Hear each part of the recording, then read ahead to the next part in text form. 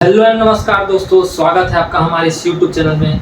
और आज की इस वीडियो में हम बात करेंगे कि बाल विकास एवं शिक्षण शास्त्र, जिसे हम CDP भी कहते हैं, उसको हम किस प्रकार से तैयार कर सकते हैं, उसकी पढ़ाई कैसे कर सकते हैं, उसकी रणनीति कैसी हो, कौन से टॉपिक इम्पोर्टेंट है, कहाँ से पढ़ना है, कौन सा बुक पढ़ें, कौन से YouTube चैनल को देखें, ये सब के बारे में हम बात करेंगे। चूँकि मैंने बोल डाला था कल किस सब्जेक्ट के ऊपर वीडियो बनानी चाहिए, तो आप सभी ने, अधिकतर लोगों ने इसे चूज़ किया था। तो आज हम इसी के बारे में बात करेंगे कि हम किस प्रकार से बाल विकास एवं शिक्षण शास्त्र को तैयार कर सकते हैं। ये काफ़ी स्कोरिंग सब्जेक्ट है, 30 नंबर का आता है। और ये जो मैं प्रिपरेशन स्ट्रेटेजी बताने वाला हूँ कि किस तरीके से तैयारी करनी है, वो शिक्षक भर्ती वर्ग 2 और वर्ग 2 के CA टेट के लिए भी काम आएगा। तो चलिए शुरू करते हैं। तो जैसा कि आप बोर्ड में देख पा रहे होंगे, मैंने सिलेबस को 4 भागों में डिवाइड किया। ये तो आपके सिलेबस को आपके हाथ में होना चाहिए, देखेंगे। पहला जो इकाई में दिया हुआ है बच्चे का विकास, इसके अंदर बहुत सारे सब टॉपिक्स हैं। दूसरा है समावेशी शिक्षा एवं विशिष्ट आवश्यकता वाले बच्चे, ये भी इसके अंदर काफ़ी सब टॉपिक्स हैं। सीखना अधिगम एवं शिक्षा शास्त्र, ये तीसरा इकाई है। ये 3 इकाइयों में आपका बटा हुआ है। चौथा जो है उसको मैंने अलग से लिखा है, क्योंकि उसका क्वेश्चन आता ही है। NCERT, नेशनल एजुकेशन पॉलिसी, इन सब के बारे में आता ही है। तो ये 4 भाग में आपको तैयारी करनी है, ये चारों को आपको अच्छे से कवर करना है। तो जैसा कि आप बच्चे का विकास इसमें देख सकते हैं, इसमें आपके विकास का धारणा, उसका सीखने संबंध, विकास कितने प्रकार होते हैं, विकास के सिद्धांत क्या होते हैं, बुद्धि के बारे में पढ़ना है आपको, बुद्धि और विकास में कैसे अंतर है उसको पढ़ना है आपको, और कैसे दो सीखने वालों में व्यक्तिगत भिन्नता होती है उसको पढ़ना है, मूल्यांकन के बारे में पढ़ना है, मूल्यांकन के प्रकार के बारे में पढ़ना है, आकलन के बारे में पढ़ना है। इस प्रकार से इसके अंदर आपको इन सब टॉपिक्स के बारे में पढ़ना है। और अगर हम बात करें समावेशी शिक्षा एवं विशिष्ट आवश्यकता वाले बच्चे, तो समावेशी शिक्षा बहुत ही ज़्यादा इंपॉर्टेंट टॉपिक है। इसमें आपको पढ़ना है कि कैसे हम अलग अलग टाइप के बच्चों को एक क्लासरूम में पढ़ा सकते हैं, उनके कैसे कैसे उनको पढ़ाया जाएगा, इसके बारे में समावेशी शिक्षा में पढ़ना है। प्लस इसमें पढ़ना है कि जो बच्चे विकलांग होते हैं, अक्षम होते हैं, उनका जो टाइप्स होता है, डिसलेक्सिया, एलेक्सिया, इस सब के बारे में डिटेल में पढ़ना है, क्योंकि इसका क्वेश्चन आता ही आता है। और विशिष्ट आवश्यकता वाले बच्चे, जो प्रतिभाशाली बच्चे होते हैं, आपको कैसे पढ़ाएंगे उनको, उनका IQ कैसा होता है, इस सब के बारे में आपको इसमें पढ़ना है। और आते हैं सीखना अधिगम शिक्षा शास्त्र। इसके अंदर आप बालक कैसे सीखता है, समाज से क्रियाकलाप कैसे करके सीखता है, उससे अपने दोस्त यारों से, विद्यालय से, अपने घर वालों से मिलकर किस प्रकार से सीखता है, उसके बारे में आपको पढ़ना है। तो अब आप बोर्ड पे देख पा रहे होंगे कि 2019 और 2023 में किस किस पार्ट से कितना कितना नंबर का क्वेश्चन आया था। तो अगर हम इकाई पहले की बात करें, बच्चे का विकास से केवल 14 नंबर का क्वेश्चन आया था। मतलब खुद अकेला वो 14 नंबर का वेटेज रखता है। आप लोगों को लगता होगा कि ये नंबर क्यों बताता हूँ, इससे क्लियर समझ आता है कि कौन से टॉपिक में ज़्यादा हमको ध्यान देना है, किसका वेटेज ज़्यादा है। क्योंकि पढ़ाई सब करते हैं, लेकिन पढ़ाई प्लानिंग के साथ करेंगे तब तो जाके सफलता मिलेगी। तो अगर हम 2019 में देखें, बच्चे का विकास से 14 नंबर का क्वेश्चन आया था। समावेशी शिक्षा में विशिष्ट आवश्यकता वाले बच्चे से 5 नंबर का क्वेश्चन आया था। सीखना एवं अधिगम शिक्षा शास्त्र से 10 नंबर का क्वेश्चन आया था। और NCF से रिलेटेड एक क्वेश्चन आया था। और अगर 2023 की बात करें तो देखिए 2023 में भी बच्चे का विकास से 12 नंबर का क्वेश्चन आया था। इसमें टॉपिक भी ज़्यादा है, तो सीधी सी बात है कि इसमें ज़्यादा नंबर का ही आएगा। अगर हम समावेशी शिक्षा एवं विशिष्ट आवश्यकता वाले बच्चे देखें तो 2023 में 13 नंबर का क्वेश्चन आया था। अकेले इससे ये छोटा सा टॉपिक है, इसमें ज़्यादा टॉपिक नहीं है, फिर भी अकेला 13 नंबर का क्वेश्चन आया था। तो ये सबको आपको पहले अच्छे से कवर कर लेना है। और अगर सीखना अधिगम से जाएँ 2023 में, तो 4 नंबर का क्वेश्चन आया था। और यहाँ भी NCF से 1 नंबर का क्वेश्चन आया था 2023 में। तो इस प्रकार से नंबर डिवाइडेड थे दो साल के पेपर के हिसाब से। 2 साल के पेपर के हिसाब से अगर हम देखा जाए तो ये दोनों टॉपिक और ये तीनों टॉपिक भी बहुत ज़्यादा इंपॉर्टेंट है। तो आपको अच्छे से इसको पढ़ना है। अब कैसे पढ़ना है, किसमें क्या इंपॉर्टेंट है क्या नहीं है, उसको आगे हम बात करते हैं। तो जैसा कि आप लोग देख पा रहे होंगे कि बच्चे का विकास जो टॉपिक है, उसके अंदर जो बहुत इंपॉर्टेंट टॉपिक्स है उसको मैंने अलग से छांट के लिए यहाँ पे लिख दिया है।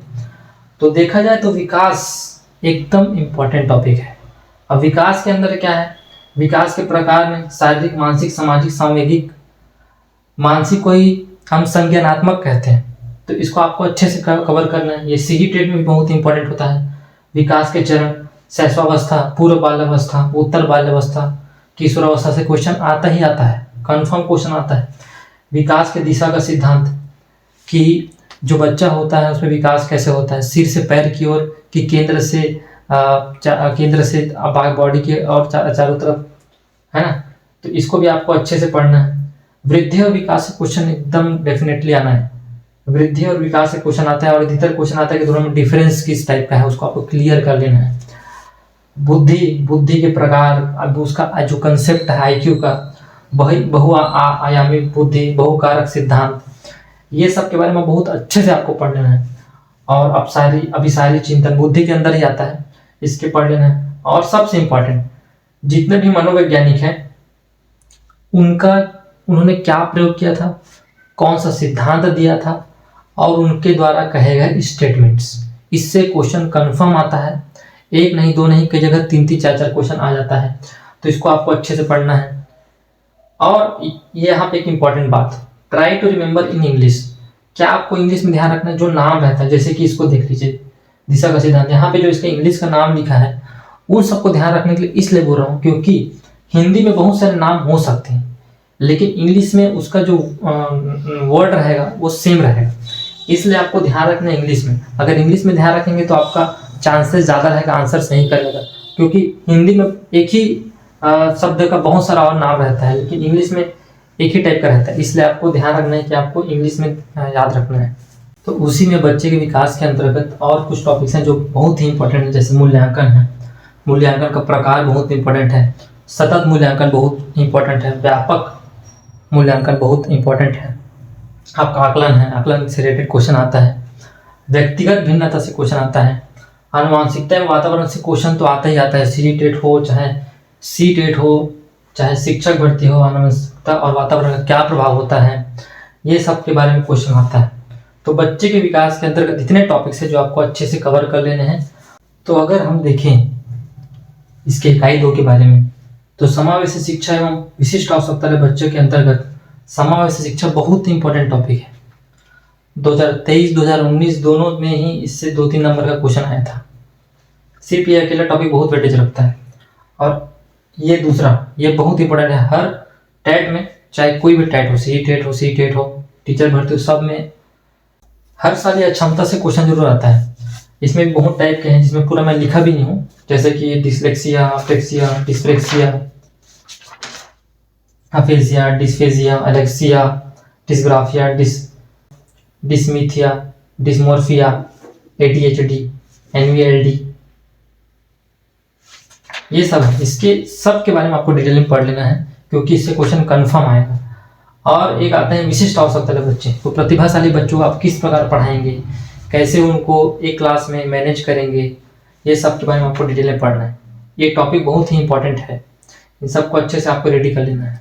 अब यदि हम इकाई 3 के अंतर्गत देखें तो इम्पॉर्टेंट चीज़ है कि अधिगम क्या होता है, अधिगम के प्रकार कितने होते हैं, उन सबको आपको डिटेल में पढ़ना है।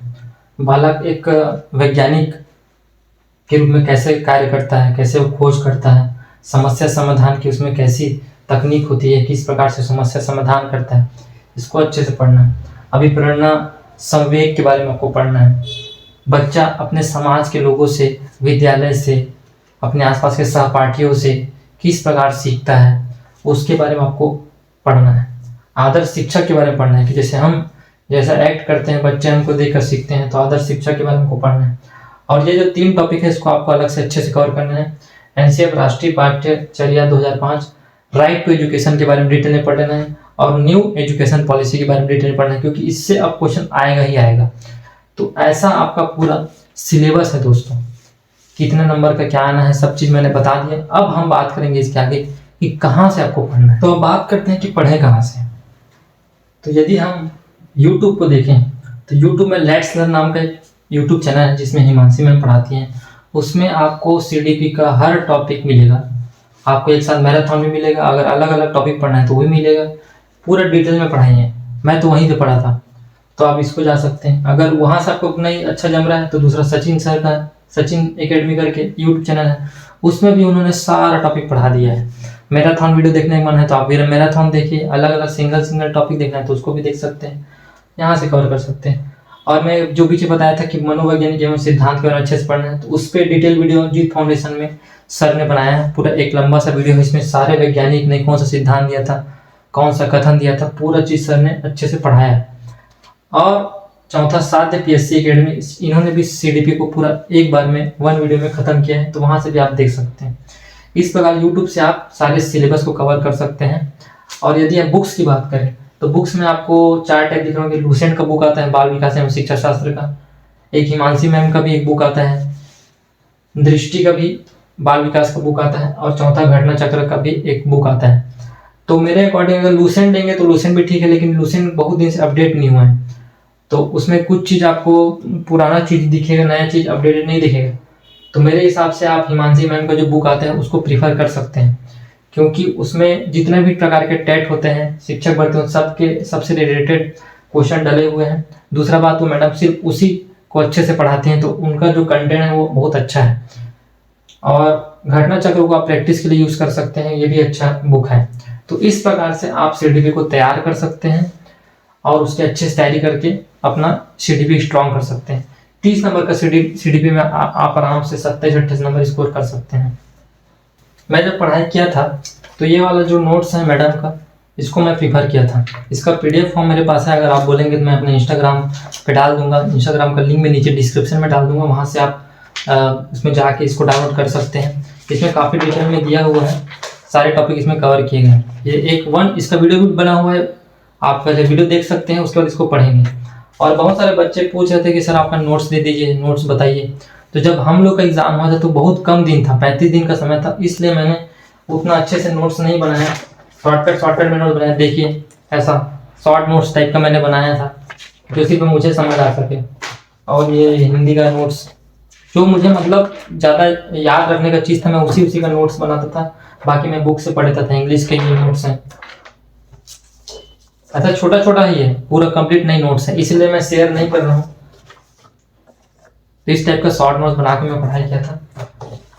तो आप सभी का धन्यवाद वीडियो को देखने के लिए।